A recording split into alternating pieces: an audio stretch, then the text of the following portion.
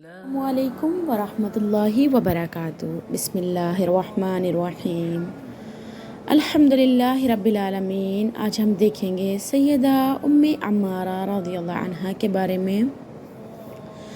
اللہ سبحانہ تعالیٰ کی بہت بڑی توفیق ہے جس نے ہمیں اس نعمت سے نوازا کہ ہم ان صحابیات کی زندگی کو پڑھ رہے ہیں جنہوں نے اپنی زندگیوں کو اللہ کی خاطر وقف کیا، جنہوں نے صبر کا بہت ہی خوبصورت مظاہرہ کیا اور شہادت اور جنت کی بشارتیں پائیں۔ انشاءاللہ آج ہم دیکھیں گے سیدہ ام عمارہ رضی اللہ عنہا کے بارے میں۔ ان کا جو خاندانی پس منظر ہے، عقبہ ثانیہ میں حاضری، نام نصیبہ، والد کا نام قاب بن عمر بن عوف، جن کا تعلق قبیلہ بنو حازم بن نجار سے تھا۔ والدہ کا نام رباب بنت عبداللہ تھا۔ زمانہ جاہلیت میں ام عمارہ کی شادی زید بن عاصم کے ساتھ ہوئی اور اس سے عبداللہ اور حبیب پیدا ہوئے۔ دونوں کو رسول اللہ صلی اللہ علیہ وسلم کے صحابی ہونے کا شرف حاصل ہوا۔ جب سیدہ نصیبہ کا خاوند زید بن عاصم فوت ہو گیا تو یہ عزیزیہ بن عمر کے ساتھ رشتہ ازدواج میں منسلک ہو گئیں۔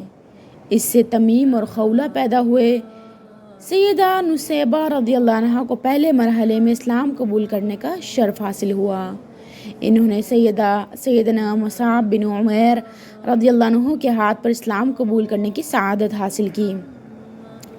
سیدہ نصیبہ رضی اللہ عنہ ان کے خاوند سیدنا غزیہ رضی اللہ عنہ اور پہلے خاوند زید بن عاصم کے دونوں بیٹوں عبداللہ اور حبیب نے اسلام کے جھنڈے اور اللہ کے کلمے کی سربلندی کے لیے نظر مان رکھی تھی۔ انہوں نے اس عظیم ہدف کے لیے اپنی جانوں کے نذرانے پیش کیے۔ سیدہ ام عمارہ رضی اللہ عنہا مشرکین کے خلاف میدان جنگ میں پانی پلانے اور زخمیوں کی مرہم پٹی کرنے کی خدمات سر انجام دینے کے لیے نہیں آتی تھیں، بلکہ وہ اپنی تلوار کافروں کے خون سے تر کرنے کے لیے میدان جنگ میں اترتی اور ان کے پیش نظر یہ ہوتا کہ وہ اپنی تلوار سے رسول اللہ صلی اللہ علیہ وسلم کا دفاع کریں گے۔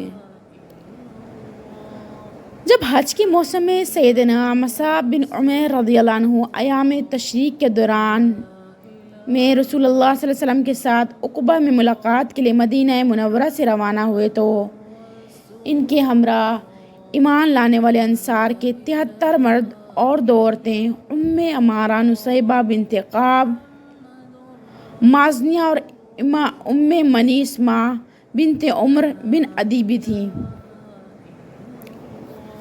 امام احمد نے عقبہ کی حدیث کعب بن مالک سے بیان کی اور اس ملاقات میں طے پانے والی تمام باتوں کی رودات بیان کی۔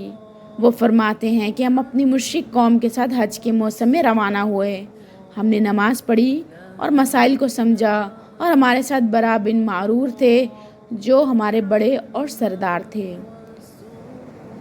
جب ہم سفر کے لیے تیار ہو کر مدینہ منورہ سے روانہ ہو گئے تو برا نے ہم سے کہا، اے برادران قوم، مجھے ایک خیال آیا ہے، پتہ نہیں تم اس میں میری موافقت کرو گے یا مخالفت؟ ہم نے پوچھا، کیا؟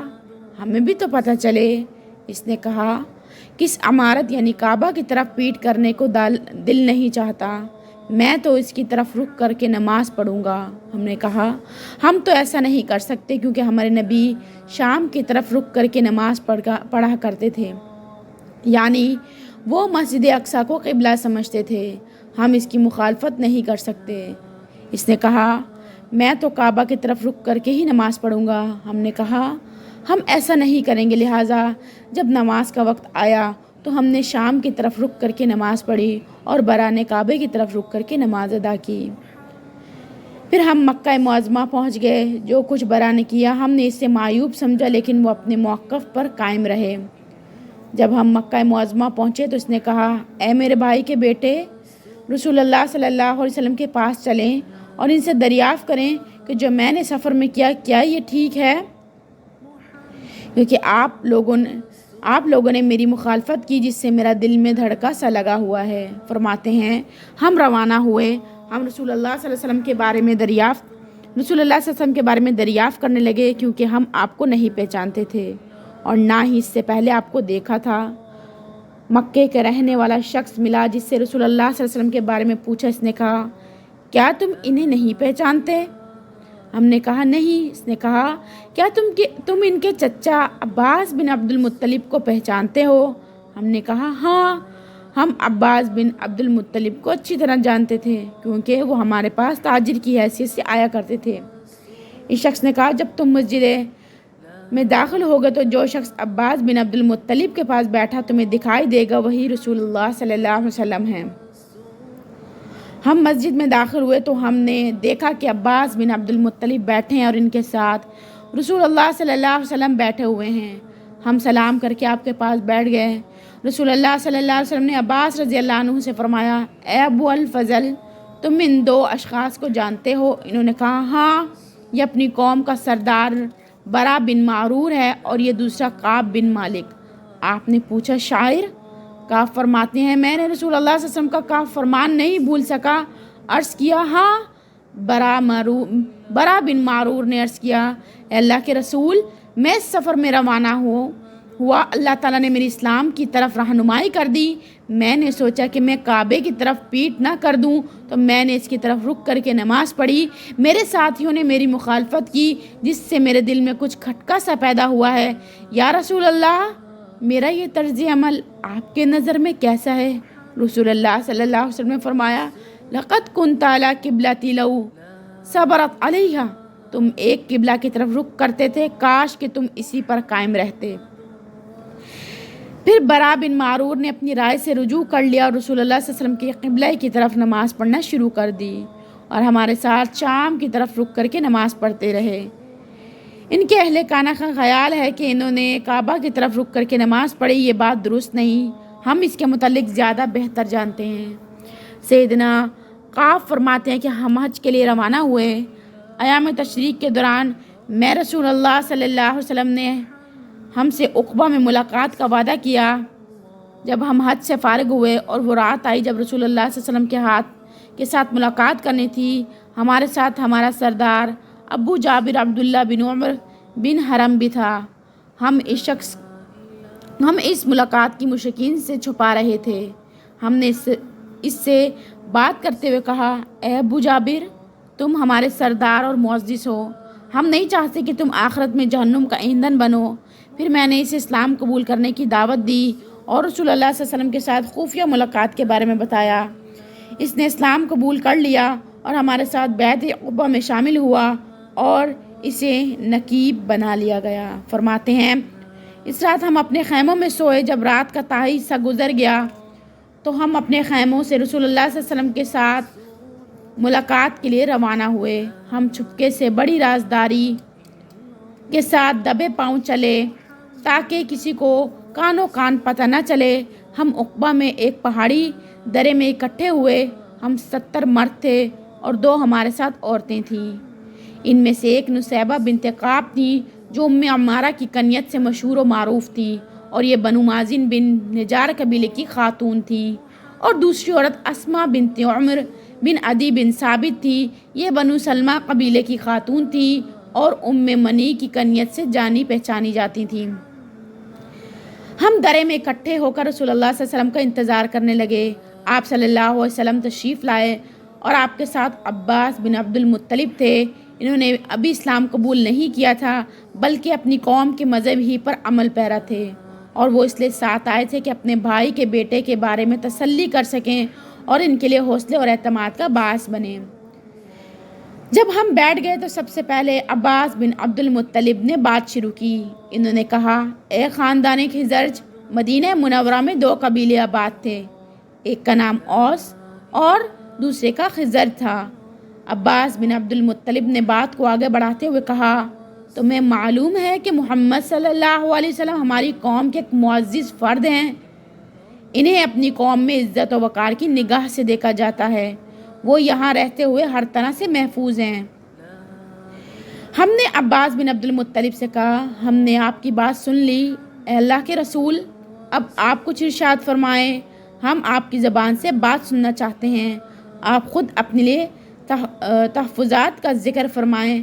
رسول اللہ صلی اللہ علیہ وسلم نے گفتگو کا آغاز قرآن مجید کی تلاوت سے کیا، پھر آپ نے اللہ کی طرف دعوت دی، اسلام قبول کرنے کی سب حاضرین کو ترغیب دی اور پھر فرمایا ابائکم علی ان تمنعون مما تمنعون منہ نساکم و ابناکم، میں تمہاری بیعت اس شرط پر لوں گا کہ تم اس بات کا عہد کرو کہ تم میرا اس طرح دفاع کرو گے جس طرح تم اپنی عورتوں اور بیٹوں کا دفاع کرتے ہو۔ سیدنا برا بن معرور نے رسول اللہ صلی اللہ علیہ وسلم کا ہاتھ پکڑا اور کہا، ہاں قسم ہے اس ذات کی جس نے آپ کو حق دے کر بھیجا، ہم آپ کا دفاع بالکل اسی طرح کریں گے جس طرح ہم اپنے اہل خانہ کا دفاع کرتے ہیں۔ اے اللہ کے رسول، آپ ہماری بیعت قبول فرمائیں، ہم نسل در نسل جنگجو قوم ہیں۔ برا بن معرور رسول اللہ صلی اللہ علیہ وسلم سے بات کر رہا تھا کہ بنو عبداللہ اشہل کے حلیف ابو حسین بن تہان نے مداخلت کرتے ہوئے کہا، اے اللہ کے رسول، ہم سب لوگوں کو پس ڈال کر آپ کے ساتھ تعلق جوڑ رہے ہیں، سب لوگوں کے ساتھ ہمارے عہد و پیمان منقطع ہو جائیں گے، کہیں ایسا تو نہیں ہوگا کہ جب اللہ تعالیٰ آپ کو غلبہ عطا کر دے تو آپ ہمیں چھوڑ کر اپنی قوم کے پاس واپس چلے جائیں۔ رسول اللہ صلی اللہ علیہ وسلم کی اس کی بات سن کر مسکرا دی اور فرمایا، بل الدماء الدماء والحدم الحدم انا منکم وانتم منا احارب من حربتم وسالم من سلمتم۔ اب میرا تمہارا جینا مرنا ایک ہوگا، میں تم سے ہوں اور تم مجھ سے ہو، صلح ہو یا پھر جنگ ہو آپ کے سنگ ہوگی۔ رسول اللہ صلی اللہ علیہ وسلم نے فرمایا، آپ اپنے میں سے 12 نمائندے منتخب کریں جو تمام معاملات کے ذمہ دار ہوں۔ تو انہوں نے 12 نمائندوں کا انتخاب کیا، 9 خزرج قبیلے کے اور 3 اوس قبیلے کے تھے۔ مدینہ منورہ کی خواتین میں سیدہ ام عمارہ رضی اللہ عنہا پہلی خاتون تھی جنہوں نے سب سے پہلے بیعت کرنے کی سعادت حاصل کی۔ اس کے بعد سیدہ ام منیع رضی اللہ عنہا نے بیعت کرنے کا شرف حاصل کیا۔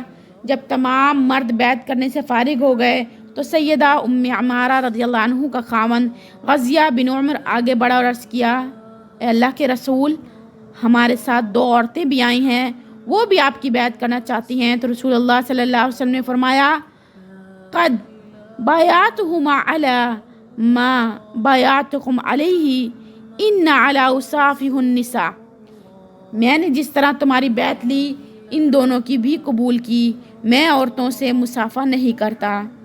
انصار کا وفد اپنے نمائندوں کے ہمراہ رسول اللہ صلی اللہ علیہ وسلم کے ساتھ ملاقات کے بعد مدینہ منورہ کی طرف راضی خوشی واپس آیا۔ ہر ایک نے اسلام کی نشر و اشاعت کے لیے بھرپور کردار ادا کیا اور سبھی رسول اللہ صلی اللہ علیہ وسلم کی مدینہ منورہ تشریف آوری کا انتظار کرنے لگے۔ جنگ احد میں سیدہ ام عمارہ کی بہادری، سیدہ ام عمارہ رضی اللہ عنہ نے جہاد کا سفر جنگ احد سے شروع کیا۔ ام سعد بنت سعد بن ربی رضی اللہ عنہا اس جنگ کی رودات بیان کرتی ہوئی فرماتی ہیں کہ میں سیدہ ام عمارہ رضی اللہ عنہا کے پاس گئی اور اس سے عرض کیا، آپ مجھے جنگ احد کے حوالے سے اپنا کوئی واقعہ بتائیں۔ تو سیدہ ام عمارہ رضی اللہ عنہا نے فرمایا، میں صبح کے وقت میدان احد کی طرف روانہ ہوئی، میں لوگوں کو دیکھ رہی تھی کہ وہ کیا کر رہے ہیں، میرے پاس مشقیزہ تھا جس میں پانی تھا، میں چلتے ہوئے رسول اللہ صلی اللہ علیہ وسلم کے پاس پہنچ گئی۔ آپ صلی اللہ علیہ وسلم صحابہ کرام کی جھرمٹ میں تھے۔ پہلے مرحلے میں مسلمانوں کا پلڑا بھاری تھا، لیکن جب مسلمانوں کو ہزیمت کا سامنا کرنا پڑا تو میں رسول اللہ صلی اللہ علیہ وسلم کا دفاع کرنے کی غرض سے میدان جنگ میں دشمن پر اپنی تلوار سے حملہ آور آئی اور میں نے اس جنگ میں تیر کمان کا بھی استعمال کیا اور لڑائی میں زخمی بھی ہوئی۔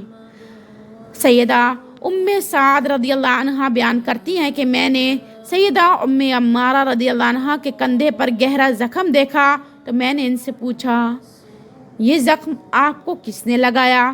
ام عمارہ رضی اللہ عنہ نے کہا ابن قیمہ نے۔ ہوا یہ کہ دوران جنگ میں لوگ بکھر گئے۔ ابن قمیہ چیختے ہوئے کہنے لگا لوگو مجھے بتاؤ کہ محمد صلی اللہ علیہ وسلم کہاں ہیں؟ اگر آج وہ بچ گئے تو پھر میں نہیں بچوں گا۔ یہ صورتحال دیکھ کر مصعب بن عمیر اور دیگر چند مجاہدین اس کے بالمقابل آئے۔ میں بھی ان کے ساتھ تھی۔ ابن قمیہ نے مجھ پر وار کیا، میں نے بھی اس پر اپنی تلوار سے وار کیا، لیکن اللہ کے اس دشمن نے 2 دریں پہن رکھی تھیں۔ اس کے وار سے میرے کندھے پر یہ گہرا زخم لگا۔ زمرہ بن سعد مازنی اپنی دادی کے حوالے سے بیان کرتے ہیں کہ میری دادی جنگ احد میں شریک تھی۔ انہوں نے مجاہدین کو پانی پلانے کی خدمات سر انجام دی تھی۔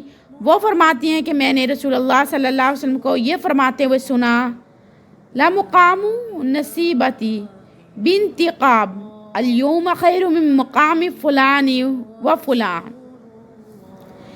آج نصیبہ بنت قعب کا مقام و مرتبہ فلاں اور فلاں کے مقام و مرتبے سے بہتر ہے۔ زمرہ کی دادی کا نام ہند تھا۔ انہوں نے سیدہ ام عمارہ رضی اللہ عنہ کو دیکھا کہ وہ جنگ احد میں انتہائی جوش و ولولے کے ساتھ دشمنوں کے ساتھ لڑ رہی تھیں، اور انہوں نے اپنی کمر کے ساتھ پٹکا باندھ رکھا تھا۔ جنگ کے دوران میں انہیں 13 زخم لگے۔ ابن قمیہ نے ان کے کندھے پر وار کیا جس سے ایک گہرا زخم لگا۔ سیدہ ام عمارہ رضی اللہ عنہ پورا سال اس زخم کا علاج کرواتی رہیں۔ جنگ احد سے فارغ ہونے کے بعد رسول اللہ صلی اللہ علیہ وسلم کی طرف سے اعلان کیا گیا کہ دشمن کے تعقب کے لیے حمراء الاسد کی طرف تمام مجاہدین پیش قدمی کریں۔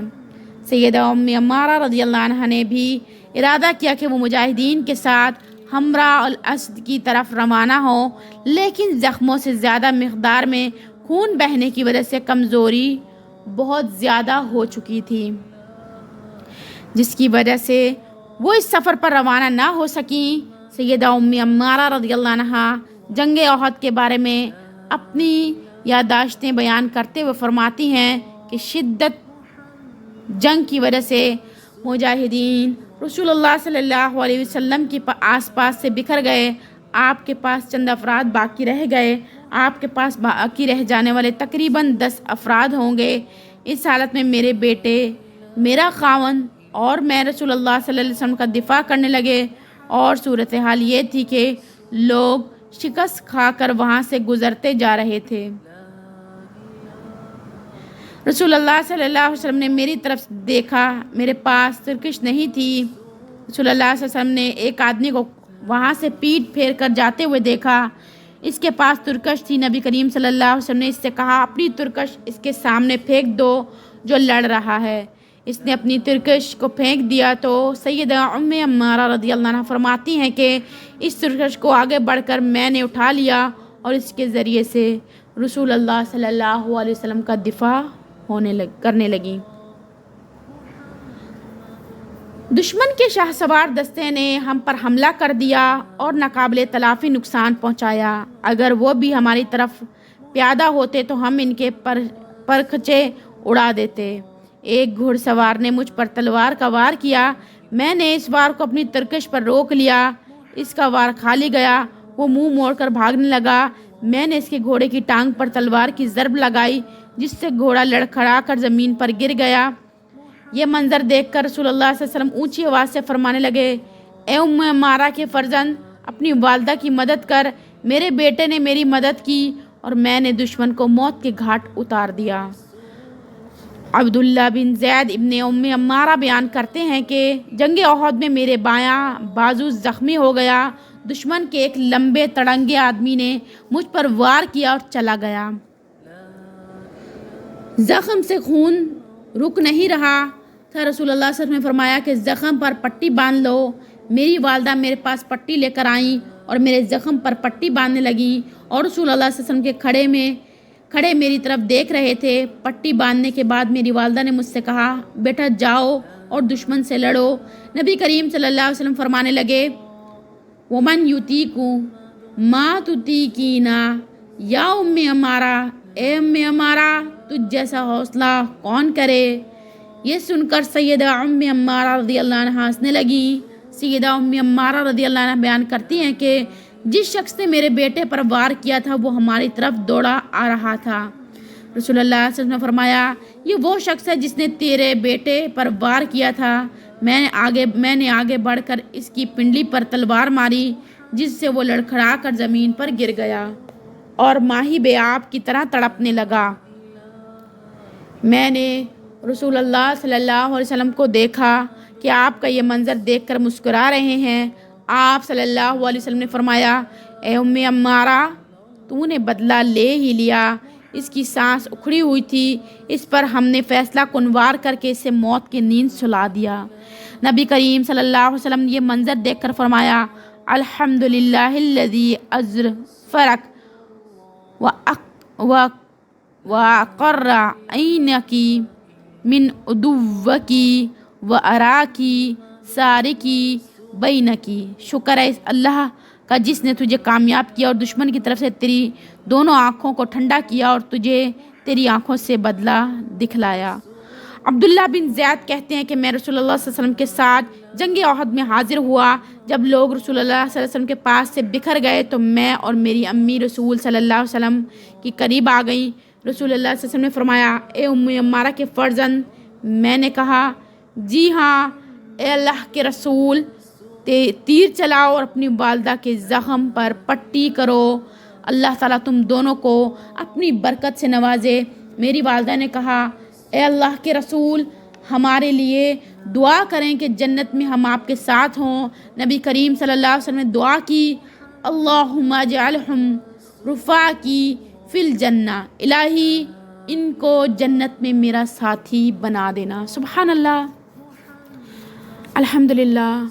اللہ کی ذات کتنی غفور الرحیم ہے، جس نے ہمیں یہ توفیق بخشی کہ ہم کتنے پیارے لوگوں کے بارے میں پڑھ رہے ہیں، کس طرح اللہ کے رسول سے جنت کے لیے دعائیں کروا رہے ہیں، وہ کس طرح ان کو جنت کی بشارتیں مل رہی ہیں، کس طرح وہ جنت میں اللہ کے پیارے محبوب کا ساتھ مانگ رہے ہیں۔ کیا ہم میں بھی اتنی تڑپ، اتنی طلب ہے پیارے نبی محمد صلی اللہ علیہ وسلم سے ملاقات کی؟ اپنا محاسبہ ضرور کرنا ہے، کیا ہم بھی اسی طرح تڑپتے ہیں نبی کا ساتھ پانے کی؟ اللہ ہمیں توفیق عطا فرمائے۔ سیدہ ام عمارہ رضی اللہ عنہ فرماتی ہیں کہ اس کے بعد مجھے جو بھی مصیبت لاحق ہوئی میں نے اس کی پرواہ نہیں کی۔ اے ام عمارہ تمہیں یہ پاکیزہ اور عمدہ دعائیں مبارک ہوں جو رسول اللہ صلی اللہ علیہ وسلم کی طرف سے تمہارے حق میں کی گئیں۔ تمہیں یہ قیمتی بشارتیں مبارک ہو۔ جنت میں رسول اللہ صلی اللہ علیہ وسلم کی رفاقت سے بڑھ کر اور زیادہ قیمتی نعمت کون سی ہو سکتی ہے؟ کتنی پیاری بات ہے نا، نبی پاک صلی اللہ علیہ وسلم کا ساتھ مانگا آخرت میں۔ کتنے خوبصورت لوگ تھے۔ جہاد میں مستقل اخلاص سیدہ ام عمارہ رضی اللہ عنہ کو سب سے زیادہ غم اس دن لاحق ہوا جس دن رسول اللہ صلی اللہ علیہ وسلم دنیا فانی سے کوچ کر کے اپنے خالق حقیقی سے جا ملے۔ اس میں کوئی شک نہیں کہ رسول اللہ صلی اللہ علیہ وسلم کی جدائی مسلمانوں کے لیے سب سے بڑی مصیبت بن کر نازل ہوئی، لیکن سیدہ ام عمارہ رضی اللہ عنہ اپنی زندگی کے آخری لمحے تک جہاد میں مسلسل حصہ لیتی رہیں۔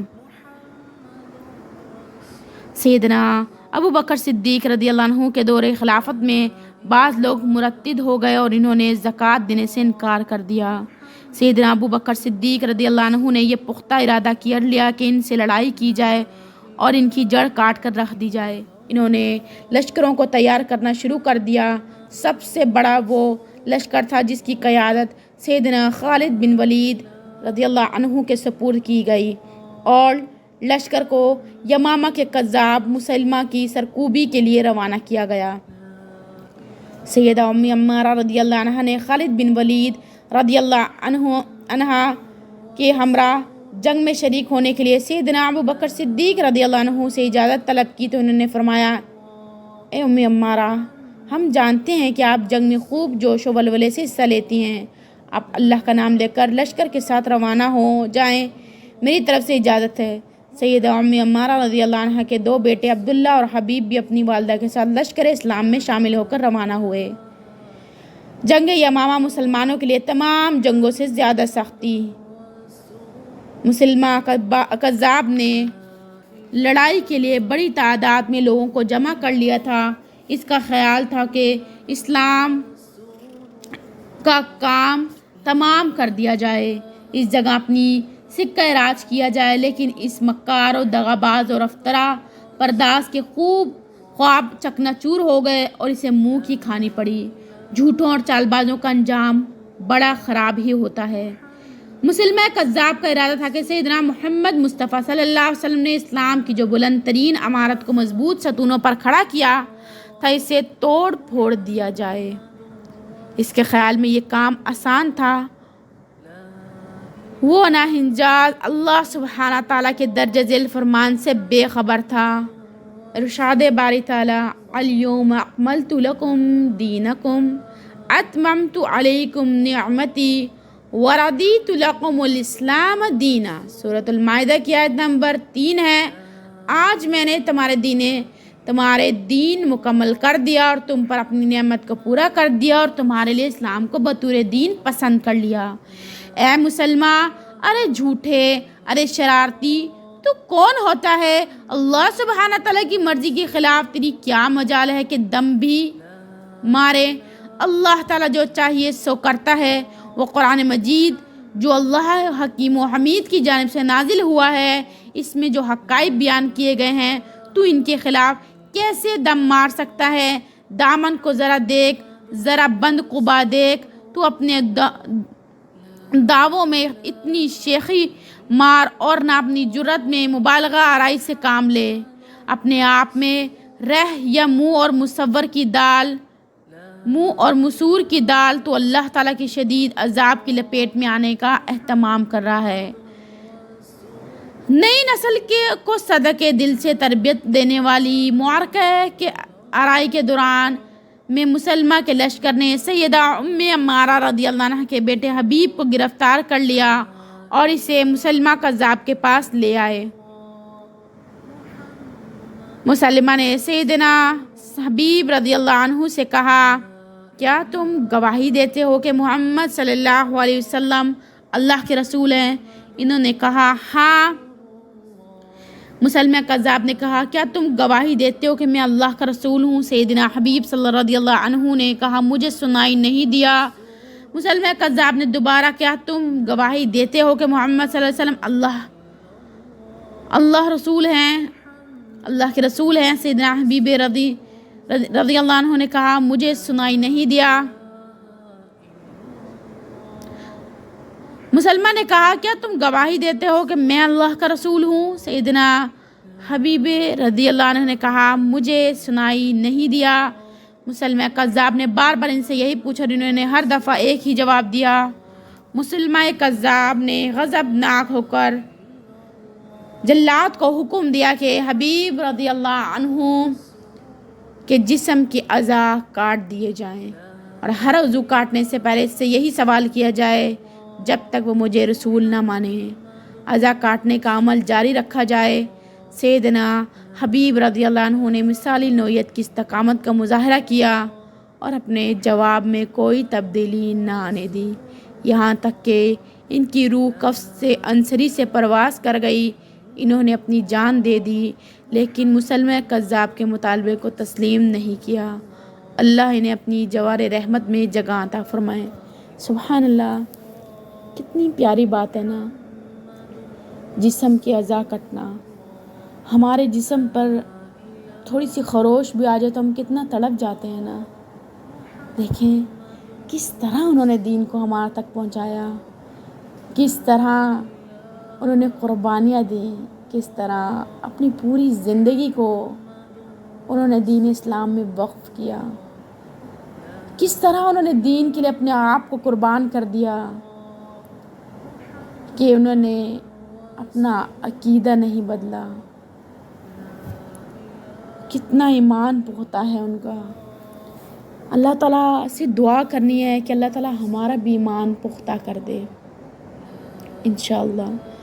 مالک بن عمر سخوی نے اس موقع پر نہایت ہی عمدہ اشعار کہے، آپ بھی سنیے.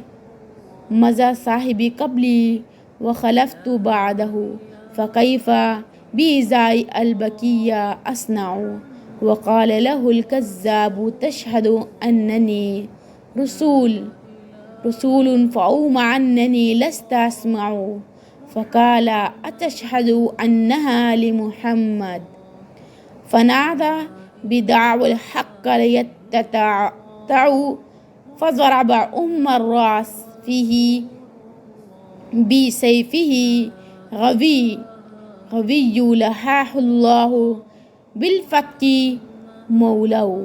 میرا ساتھی مجھ سے پہلے چلا گیا اور میرے پیچھے رہ گیا، میں اپنے باقی اعضاء کو کیا کروں گا؟ انہیں ایک چھوٹے نے کہا، کیا تم گواہی دیتے ہو کہ میں رسول ہوں؟ انہوں نے ارشاد کیا کہ مجھے سنتا ہی نہیں. اس نے کہا کہ تم گواہی دیتے ہو کہ محمد اللہ کے رسول ہیں؟ تو اس نے بغیر ہچکچاہٹ ببانگ دہل سچی بات کا اعلان کر دیا. اس پر اس کمینے ملعون ناہنجار نے اس کا سر قلم کر دیا. عمارہ کا دوسرا بیٹا مسلمہ کذاب کو قتل کر دیا. کیا سیدنا حبیب رضی اللہ عنہ کا خون رائگا جائے گا؟ ہرگز نہیں. اللہ عدل و انصاف کے ساتھ فیصلہ کرنے والا ہے. وہ یہ پسند نہیں کرے گا کہ سیدنا حبیب رضی اللہ عنہ کا خون رائگاں چلا جائے. جو مجاہد بھی جنگ یمامہ میں شریک ہوا، اس کی دلی تمنا یہ تھی کہ وہ مسلمہ کے کذاب کی گردن اڑانے میں کامیاب ہو، لیکن اللہ سبحانہ تعالیٰ نے چاہا کہ یہ اعزاز سیدنا حبیب رضی اللہ عنہ کے بھائی کو حاصل ہو. وحشی بن حرب کا ارادہ یہ تھا کہ وہ مسلمہ کذاب کو قتل کر دے. اس طرح اس کا وہ جرم مٹ سکے گا جو اس نے جنگ احد میں سیدنا حمزہ بن عبد المطلب رضی اللہ عنہ کو قتل کرنے کا کیا تھا. وحشی بن حرب نے اپنا نیزہ مسلمہ کذاب کی طرف سیدھا کیا اور اسے بڑی مہارت کے ساتھ پھینکا. نیزہ ابھی مسلمہ کذاب کے ناپاک جسم تک پہنچا ہی نہیں تھا کہ سیدنا حبیب رضی اللہ عنہ کے بھائی سیدنا عبداللہ بن زید رضی اللہ عنہ کی تلوار نے اس کذاب کے پرخچے اڑا دیے تھے. اللہ کے سوا کوئی نہیں جانتا کہ مسلمہ کذاب کو کس نے قتل کیا. جب سیدنا عبداللہ بن زید رضی اللہ عنہ نے اپنی والدہ کو مسلمہ کے قتل ہو جانے کی اطلاع دی تو وہ اللہ تعالیٰ کا شکر ادا کرنے کی غرض سے سجدہ ریز ہو گئیں. ان کے جسم پر اس جنگ میں 12 زخم لگ چکے تھے اور بازو بھی کٹ چکا تھا. سیدنا ابو بکر صدیق رضی اللہ عنہ نے اپنے رب تعالیٰ، اپنے رسول مقبول صلی اللہ علیہ وسلم اور اہل ایمان کے ساتھ وفاداری کا معاہدہ نبھاتے ہوئے مرتدین کے فتنے کو ہمیشہ کے لیے دفن کر دیا اور اسلام کے گلشن کو اس طرح بہار آشنا کر دیا جس طرح کہ وہ حبیب کبریائی سیدنا محمد مصطفیٰ صلی اللہ علیہ وسلم کی زندگی میں تھا. اللہ تعالیٰ انہیں جزائے خیر سے نوازے اور وہ مقام عطا کرے جس کا وہ اہل ہیں اور ان کا ٹھکانہ جنت میں بنائے. آمین. سیدنا ابو بکر صدیق رضی اللہ عنہ مومنہ مجاہدہ سیدہ عمارہ رضی اللہ عنہ کو نہیں بھولے. وہ اور سیدنا خالد بن ولید رضی اللہ عنہ ان کی تیمارداری کے لیے ان کے گھر تشریف لے جاتے رہے یہاں تک کہ وہ شفا یاب ہو گئیں. سیدہ عمارہ کے جہاد کی صحابہ کرام کی طرف سے قدردانی امیر المومنین سیدنا عمر بن خطاب رضی اللہ عنہ کے پاس چادریں آئیں. ان میں ایک لمبی چوڑی اور نہایت عمدہ چادر تھی. آپ کو مشورہ دیا گیا کہ یہ چادر آپ عبداللہ بن عمر کی اہلیہ کو دے دیں. تو امیر المومنین نے فرمایا، نہیں، میں یہ چادر اس سے زیادہ حقدار خاتون کو دوں گا اور وہ ہے سیدہ عمارہ نصیبہ بنت قاب رضی اللہ عنہ. میں نے جنگ میں رسول اللہ صلی اللہ علیہ وسلم کو یہ فرماتے ہوئے سنا تھا، ما التفت یمینا ولا شمالا الا وانا اراها تقاتل دونی. میں نے اپنے دائیں اور بائیں دیکھا تو میں نے اس حالت میں دیکھا کہ وہ میرے دفاع میں لڑ رہی ہے. سیدہ عمارہ رضی اللہ عنہ اپنی گفتار اور کردار میں ایک مثالی صدق دل رکھنے والی مومنہ اور مجاہدہ خاتون تھیں۔ انہوں نے اللہ کی راہ میں صبر سے کام لینے، جہاد کرنے، تکالیف برداشت کرنے اور اللہ کے کلمے کو سربلند کرنے میں ایک مثالی کردار ادا کیا۔ انہوں نے اپنے بیٹوں کو اللہ سبحانہ تعالیٰ کی محبت میں پروان چڑھایا اور ان کے دلوں میں رسول مقبول صلی اللہ علیہ وسلم کی محبت کے دیپ جلائے۔ جب وہ اپنے خالق حقیقی سے جان لیے تو رسول اللہ صلی اللہ علیہ وسلم ان سے راضی تھے۔ اللہ تعالیٰ سید ام عمارہ، ان کے خامند اور ان بیٹوں عبداللہ اور حبیب رضی اللہ عنہم پر اپنی رحمت کی برکھا برسائے۔ انہوں نے اپنی پوری زندگی اسلام کی سربلندی کے لیے صرف کی اور اس کا حق ادا کر دیا۔ اللہ تعالیٰ انہیں جزائے خیر سے نوازے اور ان کی کاوشوں کا انہیں پورا بدلہ دے اور ان سب کو اپنی رضامندی کی سوغات سے نوازے، آمین یا رب العالمین۔ سبحان اللہ، دین کے بہت ہی پیارے لوگ جنہوں نے اپنی زندگیوں کو وقف کیا۔ دیکھیں کس طرح ایک مجاہدہ، ایک عورت دین اسلام کے لیے لڑ رہی، جنگوں میں گئی، زخمی ہوئی، لیکن کمزور نہیں پڑی، اپنے ایمان کو گرنے نہیں دیا، اپنے بیٹوں کو قربان کر دیا اور بیٹوں کو کے جسم کے اعضاؤں کو کاٹا گیا، لیکن پھر بھی والدہ نے صبر کیا۔ نہ ہی کوئی شور، نہ ہی کوئی واویلا، بلکہ اللہ کی رضا میں راضی ہو گئے۔ کیا ہم اپنے رب کی رضا میں راضی ہوتے ہیں؟ کیا اللہ تعالیٰ ہم سے کبھی کچھ لے لے تو ہم اس میں راضی ہو جاتے ہیں؟ کبھی نہیں۔ ہمارے تو شکوے شکایتیں ختم نہیں ہوتی۔ لیکن صحابیات کی زندگی کو پڑھنے کا مقصد یہ ہے کہ ان کو دیکھیں کہ کس طرح ان کے ایمان تھا، ان لوگوں کا کس طرح ان کا تقویٰ تھا، کس طرح اپنی زندگی کو اللہ کی راہ میں لگاتے تھے، کس طرح اپنی زندگیوں کو قربان کرتے تھے۔ اصل مقصد تو یہ ہے ہم ان کی زندگیوں کو پڑھیں، ان کی زندگیوں سے سیکھیں، ان کی زندگیوں کو جانیں۔ اللہ تعالیٰ ہمیں اتنی توفیق عطا فرمائے کہ ہم ان کی زندگیوں کو اچھے طریقے سے پڑھ سکیں، جان سکیں، سمجھ سکیں، بلکہ عمل میں بھی لا سکیں۔ ان کے صبر سے ہم اپنے آپ میں عمل میں کچھ تبدیلی لا سکیں، ہم بھی ایسے مواقع پہ صبر کر سکیں۔ اگر کہیں کبھی لڑنا پڑے اپنے لیے ہی تو اس میں بھی ہم اپنا دفاع کر سکیں۔ اللہ تعالیٰ ہمیں اس قابل بنائے۔ سبحانک اللہم و بحمدک اشہد ان لا الہ الا انت استغفرک و اتوب الیک۔ السلام علیکم ورحمۃ اللہ وبرکاتہ۔